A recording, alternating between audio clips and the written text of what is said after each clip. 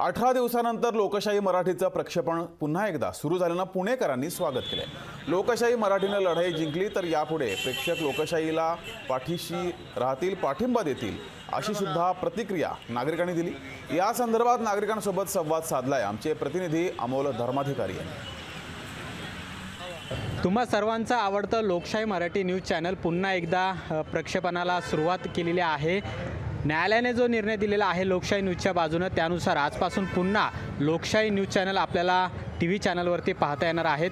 पुणेकरांच्या काय प्रतिक्रिया आहेत ते जाणून घेऊयात। काय सांगाल, 19 दिवसानंतर आपलं जे लोकशाही आहे ते पुन्हा एकदा TV वर सुरू झाले, काय वाटतंय? फार आनंदाची गोष्ट आहे। लोकशाही न्यूज हे आता आपल्याला पाहायला मिळणार आहे। तसं पाहिलं तर आज जे कोर्टाने निकाल दिला आणि आपलं चॅनल चालू होतं आहे, एक इलेक्ट्रॉनिक मीडिया म्हणा, आपण जे लोकांपर्यंत जे पोचवत होता आणि कोर्टाने आपल्याला चॅनल दाखवायची मुभा दिली, कुठंतरी दडपशाहीचा या ठिकाणी तुमच्या चॅनलनी त्याला फाईट केली आणि चॅनल चालू केला, ही फार मोठी बाब आहे। प्रथमतः लोकशाही चॅनल पुन्हा चालू झाल्याबद्दल त्यांचं अभिनंदन आणि शुभेच्छा।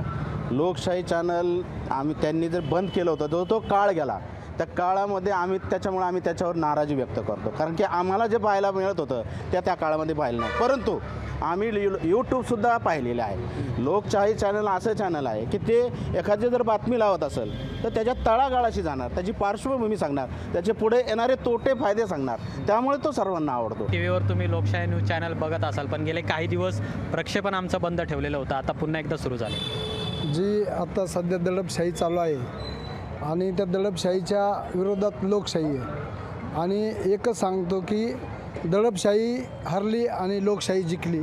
अनेक ज्या महत्त्वाच्या घडामोडी सध्या राजकारणामध्ये घडलेल्या होत्या त्या सगळ्या पाहिलेल्या आहेत आणि त्यामुळे पुन्हा एकदा लोकशाही ही आपल्या भेटीसाठी TV वर आता आलेली आहे आणि त्याचं पुणेकरांकडून देखील जोरदार स्वागत झालं आहे। अमोल धर्माधिकारी, लोकशाही मराठी, पुणे। लोकशाही मराठी, ऐका, पहा, जागरूक रहा।